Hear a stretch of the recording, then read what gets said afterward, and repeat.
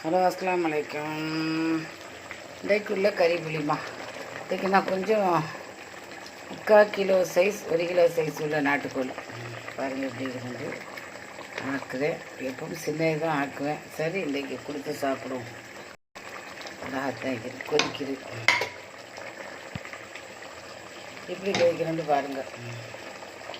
அதுக்கப்புறம் தக்காளி பழம், நாட்டு தக்காளி பழம் இந்த நாளையில் வந்து பாட்டுங்க. தக்காளியை பாருங்கள், சின்ன பழம் நல்லா புளிச்சிக்கிட்டு நாட்டு வெங்காயம் நல்லா பரிசு பரிசாக வருது. இப்போ இது ரசம், இது சோறு, இது இன்றைக்குள்ள உணவுகள் பாருங்கள். எப்படி லைக் பண்ணுங்கள், ஷேர் பண்ணுங்கள், சப்ஸ்கிரைப் பண்ணுங்கள். நல்லா பார்ட்ஸ்லாம் பரிசாகிடுச்சு. இதை நான் ரொம்ப சின்ன கொஞ்சம் திம்பேன். சரி இப்படி ஒரு வரைக்கும் ஆக்கி பார்ப்போம். தக்காளி பற்றியெல்லாம் கொதிக்கிறது.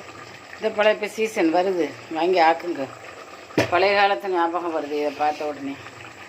நல்ல வெங்காயம் நல்ல பரிசு. ஆனால் முந்தியெலாம் வெங்காயம் இப்படி பெருசாலாம் நாட்டு வெங்காயம் வர பெருசாக வரும். இப்போ என்னமோ தெரியல, நல்ல பரிசு பெருசாக வருது. அதான் உரிச்சு போட்டேன். மசியல் எட்டாகும். 3 அடுப்பில் 3 வேலை. ரசம், கோழிக்கறி, இது ஒரிஜினல் நாட்டுக்கோழி. தக்காளி. லைக் பண்ணுங்கள், ஷேர் பண்ணுங்கள், சப்ஸ்கிரைப் பண்ணுங்கள். அஸ்ஸலாமு அலைக்கும்.